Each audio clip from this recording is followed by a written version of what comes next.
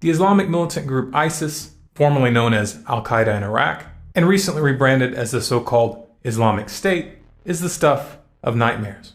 They are ruthless, fanatical killers on a mission. And that mission is to wipe out anyone and everyone from any other religion or belief system and to impose Sharia law. The mass executions, beheadings, and even crucifixions that they are committing as they work towards this goal are flaunted like badges of pride, videotaped and uploaded for the whole world to see. This is the new face of evil.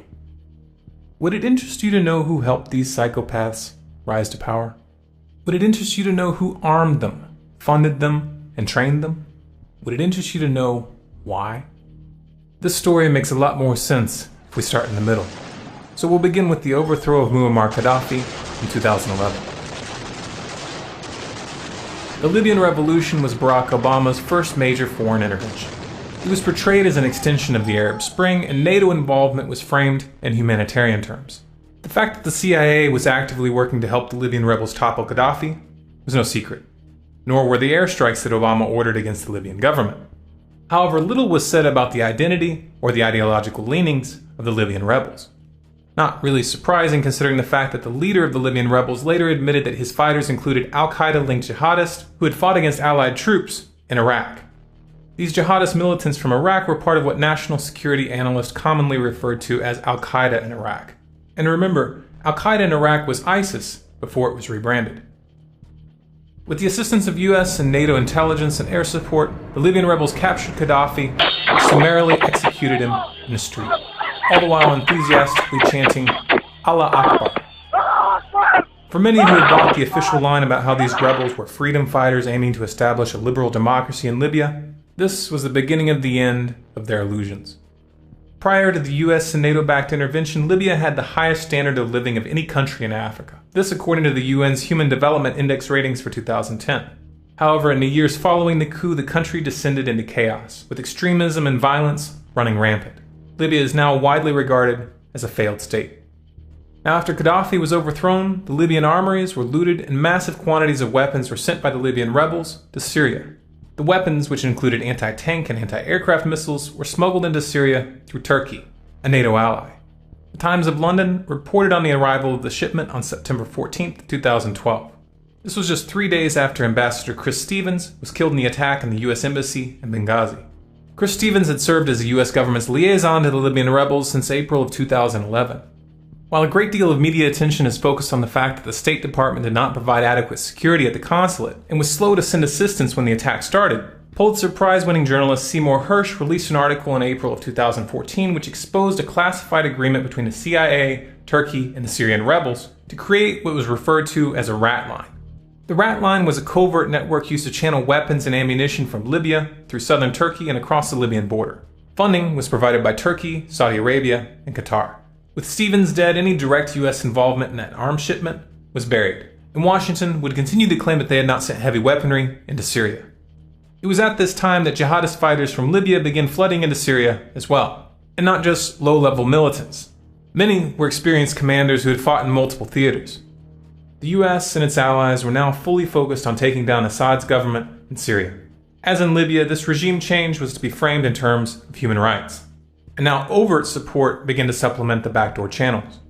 The growing jihadist presence was swept under the rug and covered up. However, as the rebels gained strength, the reports of war crimes and atrocities that they were committing began to create a bit of a public relations problem for Washington. It then became standard policy to insist that US support was only being given to what they referred to as moderate rebels. This distinction, however, had no basis in reality. In an interview given in April of 2014, FSA Commander Jamal Maroof admitted that his fighters regularly conduct joint operations with al-Nusra. Al-Nusra is the official al-Qaeda branch in Syria. This statement is further validated in an interview given in June of 2013 by Colonel Abdel Basset al-Tawil, commander of the FSA's Northern Front. In this interview, he openly discusses his ties with al-Nusra and expresses his desire to see Syria ruled by Sharia law. أما فيما يخص بعض الفصائل التي مثلا يطالب الغرب بتصنيفها كمنظمات إرهابية، جبهة النصرة. نعم، نحن نشعر أن هذه الجبهة بمكان ما هي يمكن الحوار معها. حول نعم، حول طبيعة الدولة القادمة، حول شكل الدولة القادمة، حول إمكانية هذه البلد على إقامة دولة التي تناسب الجميع. نحن في مكان ما يجب أن نتعاون ويجب أن نتحاور، وأنا على صلة بالجميع، أنا على صلة بالجميع ولا أخفي سرا بذلك، حتى فيما يخص يعني الأخوة في جبهة النصرة، ونتعاون في أمكنة كثيرة. ماذا تؤيدون أنتم؟ ما هو شكل الدولة الذي تؤيدون؟ أنا بصراحة العبارة أنا أرغب في دولة يعني يكون طابعها حضاري، لكن أن يكون شرعها إسلامي. Moderate rebels? Well, it's complicated. Not that this should really come as any surprise. Reuters had reported in 2012 that the FSA's command was dominated by Islamic extremists. And the New York Times had reported that same year that the majority of the weapons that Washington was sending to Syria were ending up in the hands of jihadists. For 2 years, the US government knew that this was happening, but they kept doing it. And the FSA's ties to al-Nusra are just the beginning. In June of 2014, al-Nusra merged with ISIS at the border between Iraq and Syria.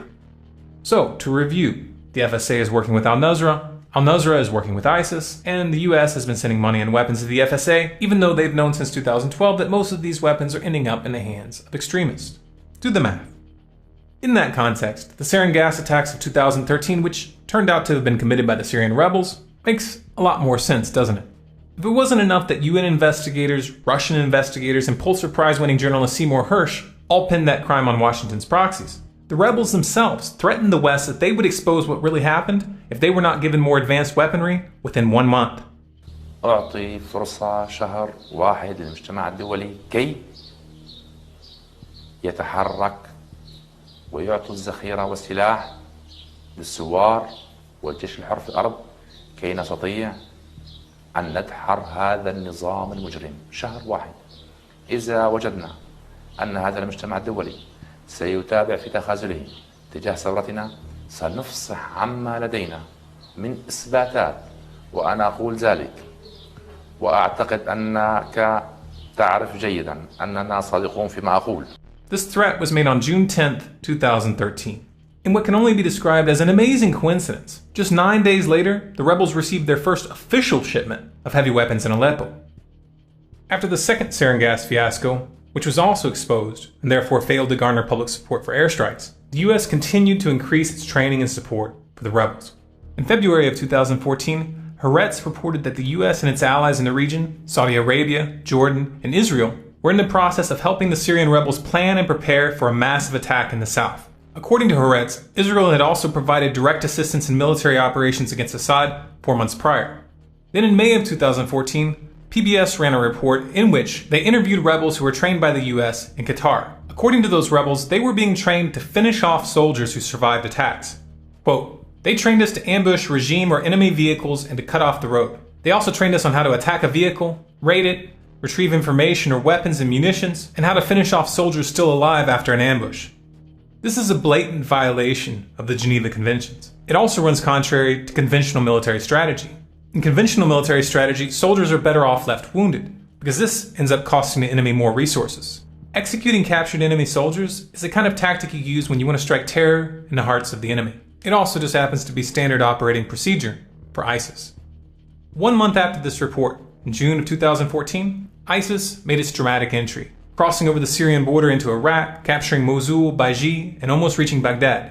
The internet was suddenly flooded with footage of drive-by shootings, large-scale death marches, and mass graves. And of course, any Iraqi soldier that was captured was executed. Massive quantities of American military equipment was seized during that operation. ISIS took entire truckloads of Humvees. They took helicopters, tanks, and artillery. They photographed and videotaped themselves and advertised what they were doing on social media. And yet, for some reason, Washington didn't even try to stop them. US military doctrine clearly calls for the destruction of military equipment and supplies when friendly forces cannot prevent them from falling into enemy hands. But that didn't happen here. ISIS was allowed to carry this equipment out of Iraq and into Syria unimpeded. The US military had the means to strike these convoys, but they didn't lift a finger, even though they'd been launching drone strikes in Pakistan that same week. Why would they do that?